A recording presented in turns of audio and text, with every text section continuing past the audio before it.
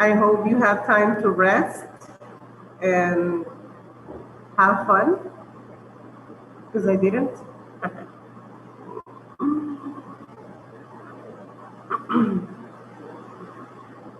I see a few people connected today. What's wrong? 1, 2, 5, 15, 19, 19, 23.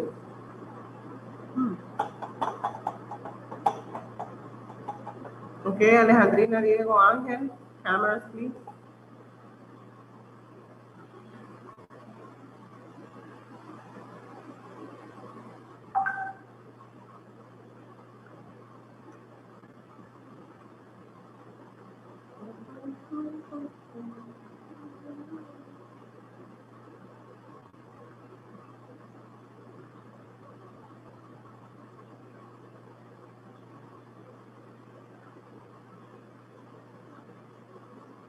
Okay, you are going to use your book and you're going to open the book on page 56.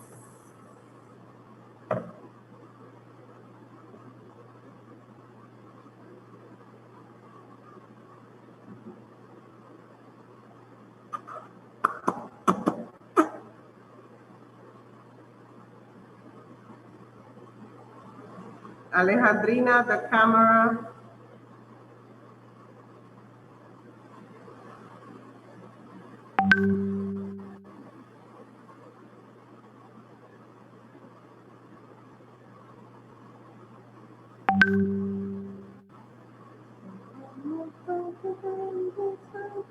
What page, Miss? 56.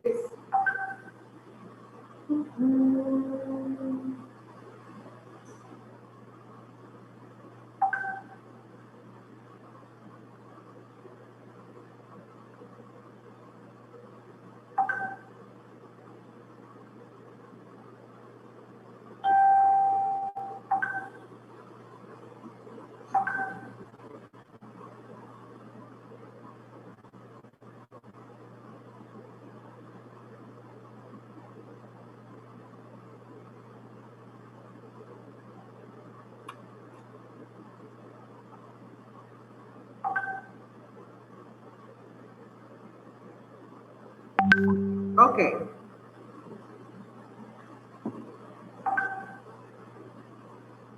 Ray Bradbury's portrayal of a 21st century world may raise as many questions as it provides answers. What questions and ideas do you have about what life would be like in 2053 when the story takes place? I want for you to share your ideas at this moment. How do you think life would be in 2053? That is 33 years later in time. Better, hopefully. Sorry? Better, hopefully. Okay. Better in which ways?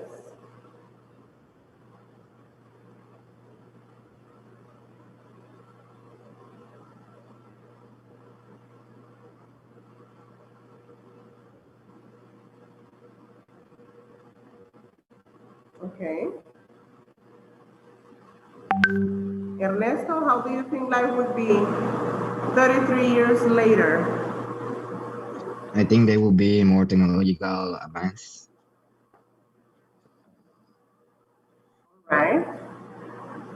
Alejandrina, how do you think life would be different 33 years from now?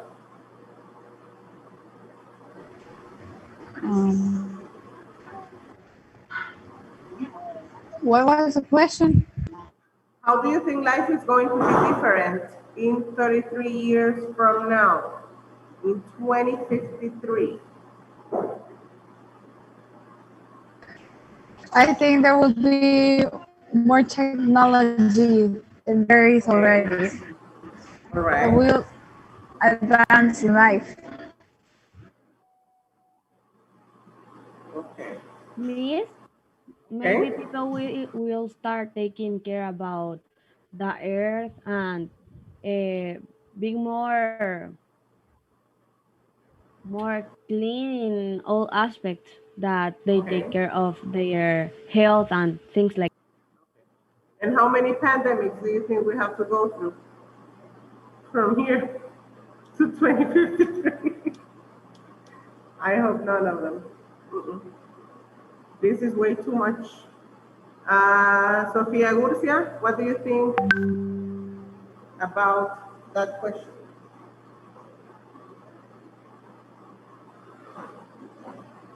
More technology means I don't know. Smart technology. Okay.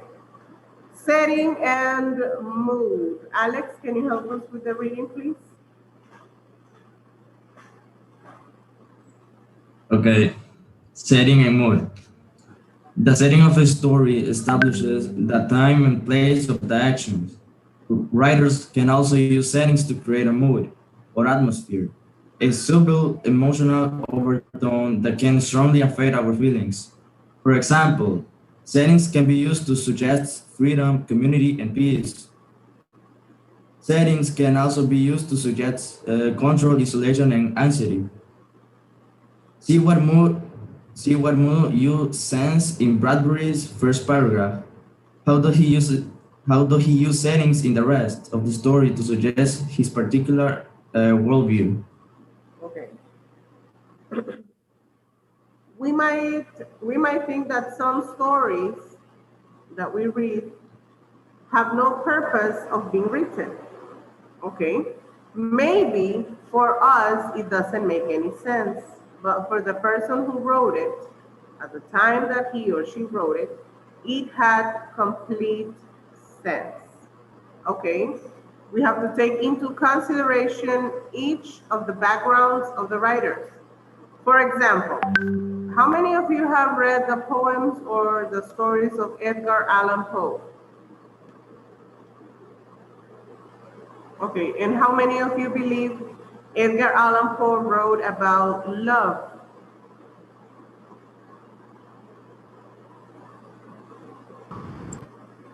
No love itself, right? He had his own idea of love. It was to suffer. And why do you think that was happening with the stories of Edgar Allan Poe? Hmm? The books of Edgar Allan Poe are or mysterious or mysterious. Okay. I mean poemas. Okay, and the poems for Edgar Allan Poe are about what? Es sobre terror, ¿cómo dice en inglés? Por cosas así. Good old Horror, suffering. suffering, depression, loss, anxiety. Do you remember All the the nice poem stuff. By the Shore? By the Shore of Edgar Allan Poe. You read it in 8th grade. No, you don't. You don't remember.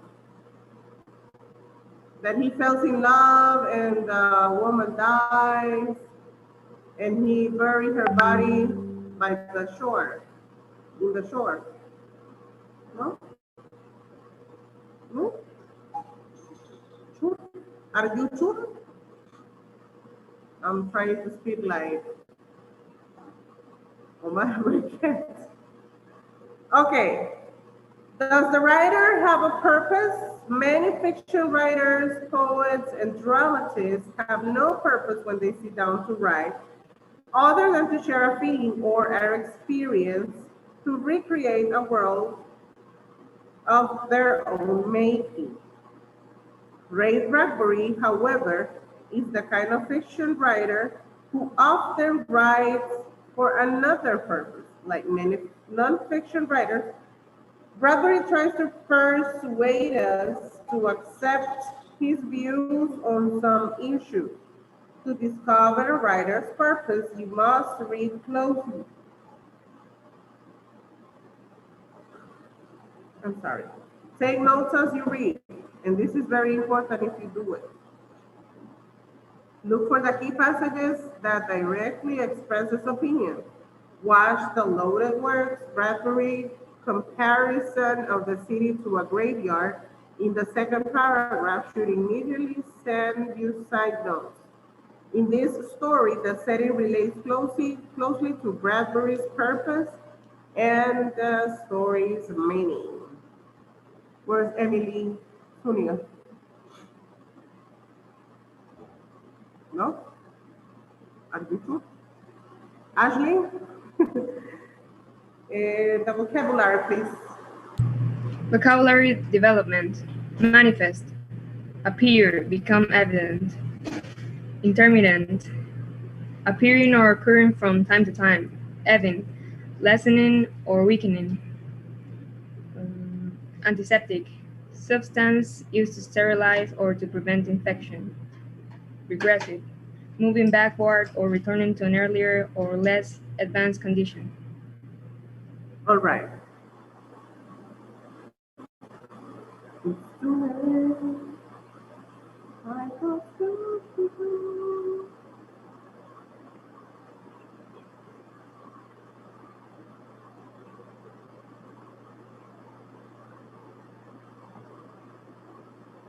The pedestrian, Ray Bradbury. A metallic voice called to him, stand still, stay where you are. Picture that, just picture that. You are in the middle of the city, walking down the hall, or walking down the street. Or like many of my friends say, walking on La Azara. And you are distracted by watching the stars or thinking on your boyfriend or thinking about your ex.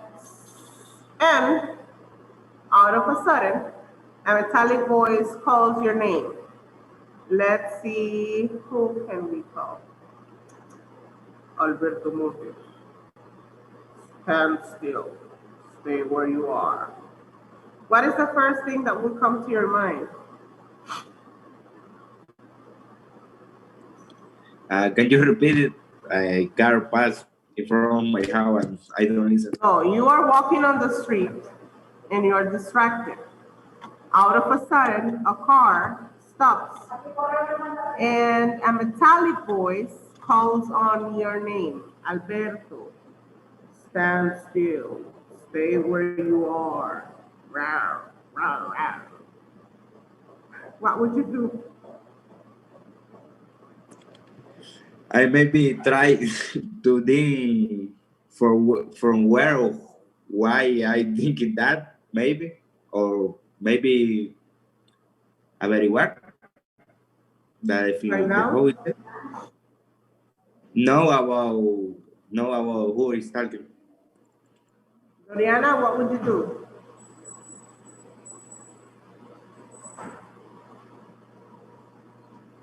I don't know.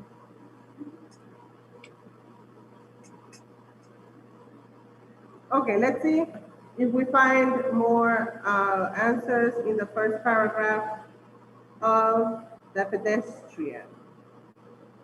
To enter out into that silence, that was the city at 8 o'clock of a misty evening in November. To put your feet upon the buckling concrete walk, to step over grassy scenes and make your way, hands in pockets, through the silences. That was what Mr. Leonard Mead most dearly loved to do. He would stand upon the corner of an intersection and peer down long moonlit avenues of sidewalk in 4 directions, deciding which way to go. But it really made no difference. He was alone in this world of AD 2053. Or as good as alone, and with the final decision made, a path selected, he would stride up, sending pattern across the air before him like the smoke of a cigar. Comments?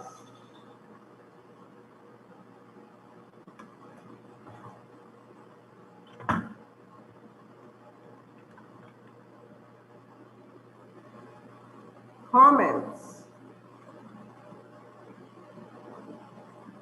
Hello?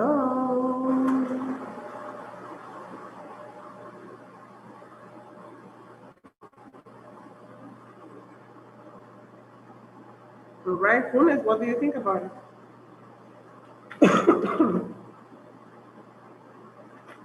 In his position, everyone will be scared, I think. Huh? Starting because of the voice, everyone will be scared of him. Maybe believe that first that he was going to be kidnapped. Okay. Sometimes he would walk for hours and miles and return only at midnight to his house. And on his way, he would see the cottage and homes with their dark windows, and it was not unequal to walking through a graveyard where only the faintest glimmers of firefly light appeared in flickers behind the windows. Sudden gray phantoms seemed to manifest upon inner room walls where a curtain was still undrawn against the night. Over there were whisperings and murmurs where a window in a tomb-like building was still open. And you have the words there. Phantoms, ghosts, or illusions, and manifest, the word that Ashley shared with us. Appear, become evident. Manifest also means show or reveal. Okay, what is he describing in this first page of the story?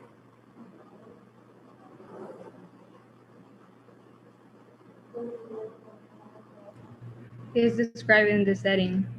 Okay, the setting of the story. Triminio, any comments? Just wanted to tell you that I'm having trouble because I don't have the books yet. Oh, okay. So I was looking for the story in Google. I put it in the platform, sweetie. Oh, okay. Mhm. Okay, let me share with you before we leave because we have to go. A short video.